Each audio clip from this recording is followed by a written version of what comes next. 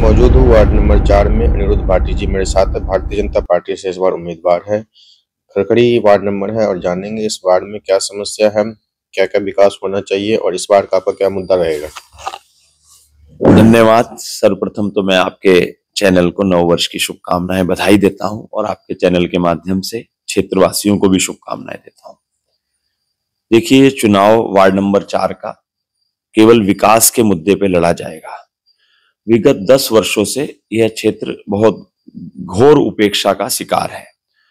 निरंतर 2 बार से यहाँ कांग्रेस का पार्षद निर्वाचित हुए, लेकिन उन दोनों ही गणमान्य जनप्रतिनिधियों ने क्षेत्र की सुध नहीं ली। इस क्षेत्र की टूटी गलियां, बहता हुआ सीवर, दूषित पेयजल की आपूर्ति, क्षतिग्रस्त बिजली के पोल, क्षतिग्रस्त बिजली की लाइनें इस बात की गवाही देती हैं कि इस क्षेत्र की घोर उपेक्षा की गई और जो जनप्रतिनिधि यहाँ के दायित्व पर थे वो उसको निभाने में विफल साबित हुए। ये बड़ा मुद्दा है चुनाव। यहाँ पे जो सड़कें हैं, नालियां हैं, उसकी क्या स्थिति है? जो स्ट्रीट लाइट गलियों में रहना चाहिए उसकी क्या स्थिति है अभी?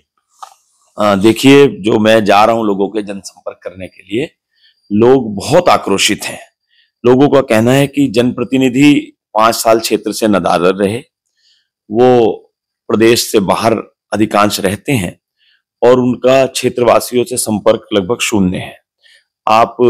मैं तो क्योंकि विपक्षी उम्मीदवार हूं, आप एक आम जनमानस से पूछेंगे कि भाई क्षेत्र के जो जनप्रतिनिधि हैं वो कभी आपको मिले, आपके घर आए, आपके सुख दुख में शरीक हुए, तो आपको उसका उत्तर मिल जाएगा।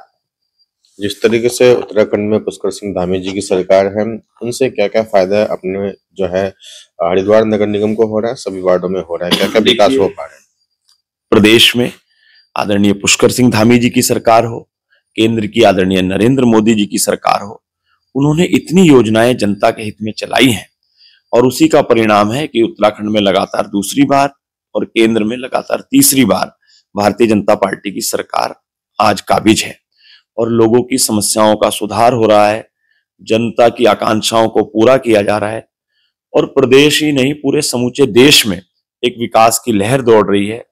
लोग गरीबी रेखा से ऊपर उठ रहे हैं, आत्मनिर्भर बन रहे हैं और सरकार की योजना गिनाने लगूंगा तो हजारों योजनाएं हैं, लेकिन मुख्य रूप से जैसे आयुष्मान योजना है जिससे हमारा कमजोर वर्ग का इलाज हो जाता है, पीएम की श्रमिक योजना है जिसमें उनको प्रशिक्षित किया जाता है, भत्ता दिया जाता है, टूल किट दी जाती है, चाहे हमारे कारपेंटर हों, बढ़ई हों, हमारे प्लम्बर हों, इलेक्ट्रीशियन हों, सिलाई के लिए महिलाएं हों, तो उन प्रकार के समाज कल्याण से विभिन्न पेंशनें दी जा रही हैं। नंदा गौरा योजनाएं हैं जो इंटर पास लड़की को 50,000 रुपए दिए जाते हैं, विवाह आदि में आर्थिक सहायता दी जाती है। तो उन योजनाओं का अगर हम प्रचार प्रसार करें, दलगत भावना से ऊपर उठकर हम अगर जनता को उन योजनाओं का लाभ दिला दें तो निश्चित रूप से जनता का भी लाभ होगा, क्षेत्र का विकास होगा और पार्टी भी मजबूत होती है। प्रधानमंत्री आवास शौचालय योजना भी है, राशन योजना में भी है, किस तरीके से धरातल पे उतर रहा है?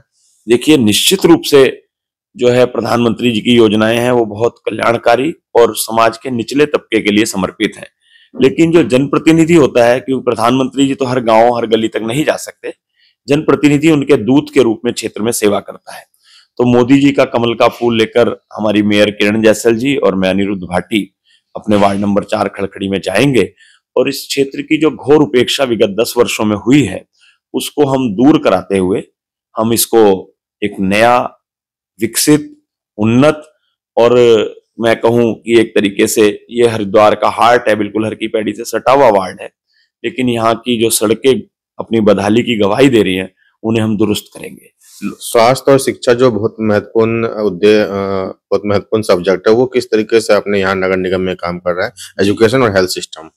आपके आशीर्वाद से पिछली बार मैं वार्ड नंबर 3 से पार्षद बना और मैंने प्रस्ताव दिया, क्षेत्रवासियों की मांग थी, हमारे बहुत सारे समाज सेवी लंबे समय से उस मांग को उठा रहे थे, लेकिन तकनीकी दिक्कतों के चलते वो संभव नहीं हो पा रहा था।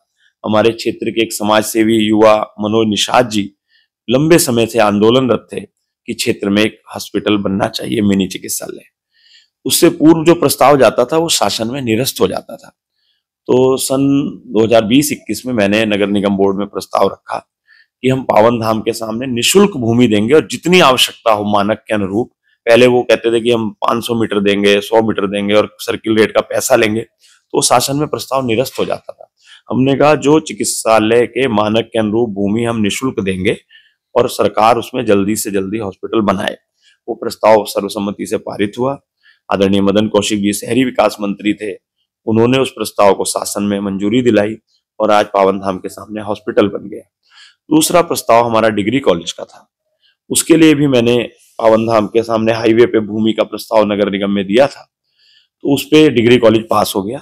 वर्तमान में वो भीमगोडे में मोहनानंद आश्रम में चल रहा है और शीघ्र ही उसके लिए जो भूमि आवंटन की प्रक्रिया है, क्योंकि उसमें कुछ मुकदमेबाजी का था मामला, अब उसको शासन धीरे धीरे सुलझा रहा है। तो आगामी वर्ष में मुझे उम्मीद है कि हमारे बच्चों के लिए क्षेत्र में डिग्री कॉलेज भी स्थापित होगा। किस तरीके से साफ सफाई का काम अपने हरिद्वार नगर निगम में हो रहा है? देखिए, साफ सफाई की जो व्यवस्था है नगर निगम में कर्मचारी करते हैं, अधिकारी करते हैं, लेकिन अगर जनप्रतिनिधि रुचि ले ले तो उसकी सफाई व्यवस्था में 4 चांद लग जाते हैं। जब जनप्रतिनिधि क्षेत्र से संपर्क ही नहीं रखेंगे तो उसकी सफाई व्यवस्था वो कैसे बेहतर कर सकेंगे। तो साफ साफ अनिरुद्ध भारती जी का कहना है कि भारतीय जनता पार्टी की इस बार भी हरिद्वार नगर निगम में सरकार बन रही है। जनता भारतीय जनता पार्टी को चाहती है कि हरिद्वार नगर निगम में आए। हरिद्वार नगर निगम से रंजन जायसवाल की रिपोर्ट।